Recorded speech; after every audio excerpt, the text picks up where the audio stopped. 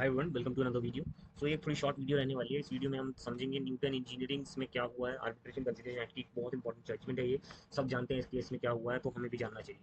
तो इस केस में हुआ ये था, इशू ये था कि वेदर दी आर्बिट्रेशन क्लॉज, एक आर्बिट्रेशन क्लॉज दिया हुआ है किसी कॉन्ट्रैक्ट में, क्या वो तब भी इन्फोर्स किया जा सकता है व्हेन द नेम्ड, जो नेम्ड आर्बिट्रेटर आदमी है, फॉर एग्जांपल इस केस में ईडी था, नॉर्थ रीजन का, and the process of substitution both, जो ईडी और एनआर थे दोनों अवेलेबल हुए थे due to and some procedural issue.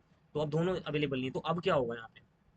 Facts क्या थे कि इसके कॉन्ट्रैक्ट हुआ था बिटवीन न्यूटन इंजीनियरिंग और आईसीएल में, जिसमें आर्बिट्रेशन क्लॉज मेंशन था कि all dispute shall be referred to the sole arbitrator, जो कि होंगे एग्जीक्यूटिव डायरेक्टर नॉर्थ रीजन के।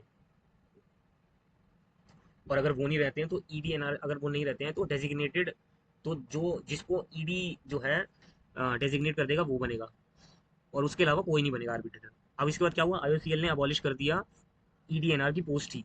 तो अब इसकी वजह से क्या हुआ, इसकी वजह से उनका जो क्लॉज है वो इफेक्ट हो गया। आईओसीएल ने ऑफर किया सब्सटीट्यूट करने के लिए। उन्होंने कहा जो ईडीएनआर है, हम क्या करते हैं, हम डायरेक्टर मार्केटिंग जो है हमारे, उनको हम आर्बिट्रेटर अपॉइंट कर देते हैं। लेकिन न्यूटन इंजीनियरिंग ने मना कर दिया।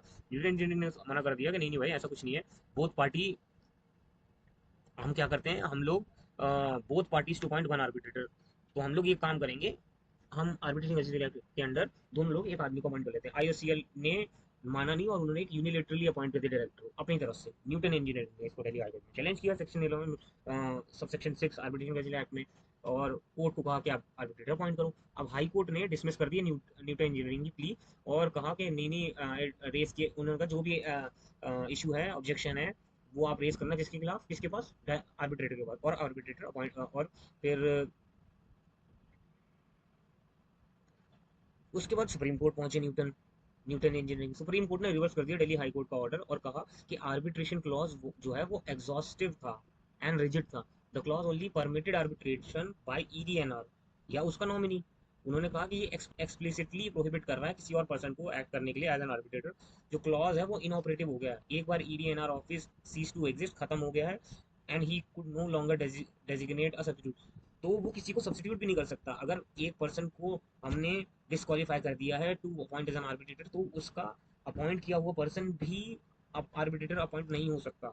यही मेंशन है इसमें। once EDNR office ceased to exist and he could not no longer designate a substitute, the clause had worked itself out. No further arbitration could happen under this clause. इसमें unilateral appointment जो किया उन्होंने, वो उन्होंने कहा ये permitted नहीं है।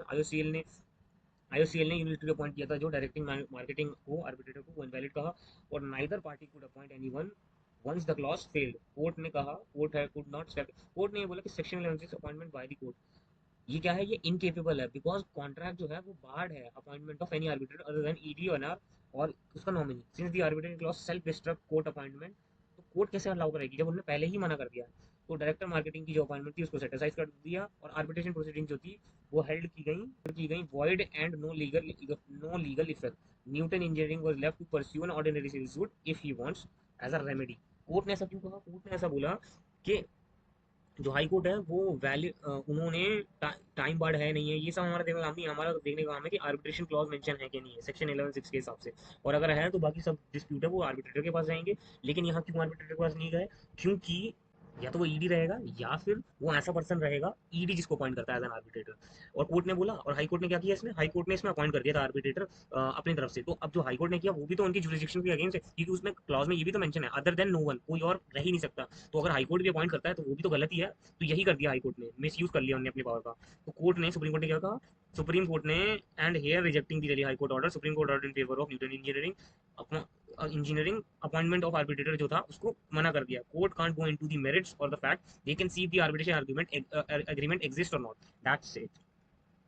एक बहुत इंपॉर्टेंट जजमेंट है। इसके साथ वर्किंग्स भी है, और इसके साथ टीआरएफ एनर्जी है, इंजीनियरिंग है। तो दो तीन जजमेंट और हैं जो ये रेलेवेंसी है इनकी बहुत क्लियरली, मतलब एक दूसरे के साथ पैरेलल चलते हैं। नेक्स्ट शॉर्ट वीडियो में हम वो डिस्कस करेंगे। Till then, thank you.